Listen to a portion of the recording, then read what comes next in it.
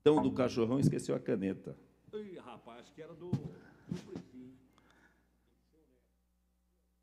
Bom, presidente Gianazzi, eu estou retornando à tribuna.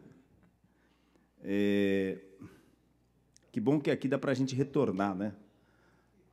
Falar uma, duas, três, quatro, cinco. O que acontece, presidente Gianazzi e o presidente Vitão vai subir também?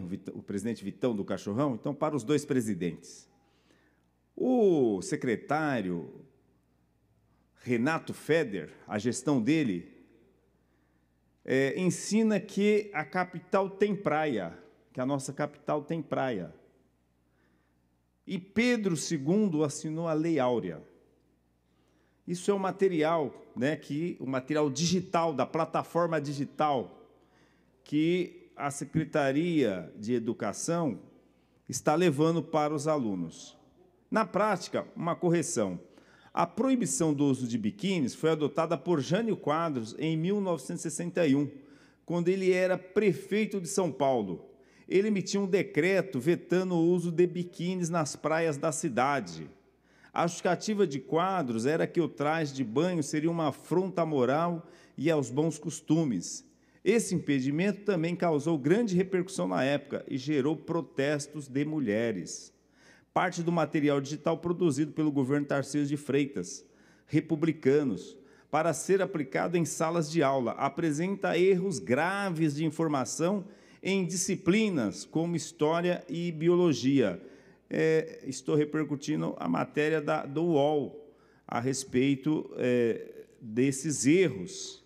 O conteúdo da Secretaria de Estado da Educação, comandada por Renato Feder, ao qual a reportagem teve acesso, afirma ter sido D. Pedro II, e não sua filha, a princesa Isabel, que assinou a Lei Áurea em 1888, colocando fim à escravidão no Brasil.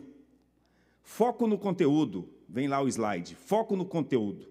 Em 1888, D. Pedro II assinou a Lei Áurea, que aboliu a escravidão no Brasil. No entanto, a insatisfação popular com a monarquia continuou a crescer. Em 15 de novembro de 1889, o regime monárquico chegou ao fim, com a proclamação da República, e D. Pedro II foi deposto.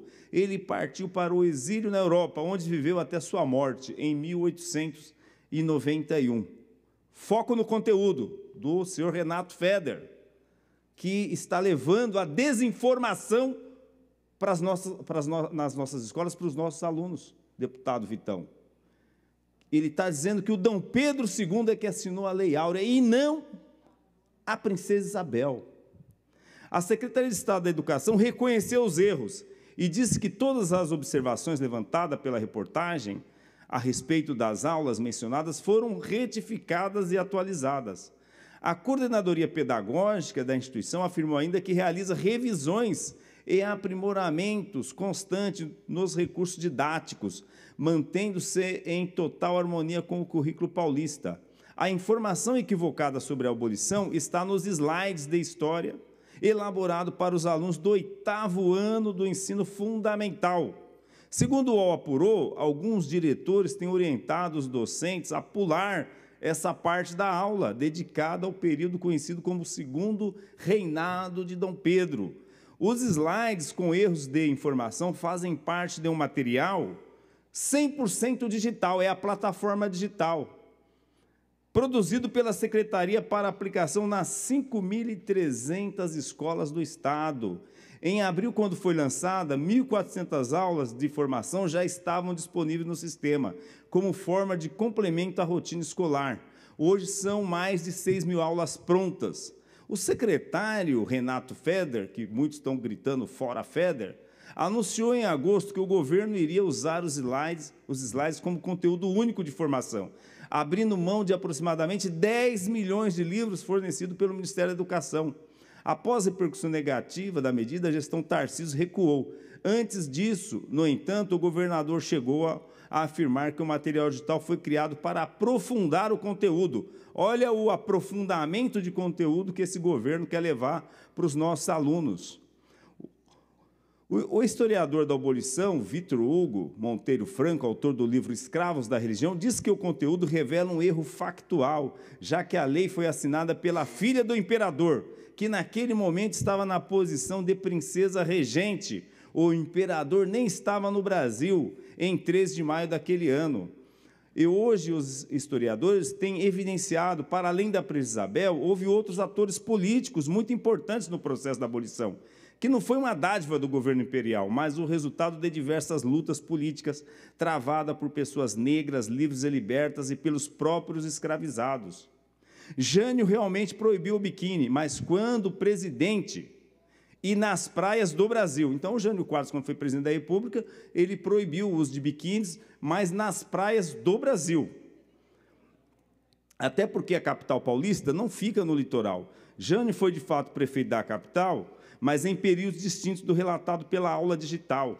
Foi de 1953 a 1955 e de 1986 a 1988.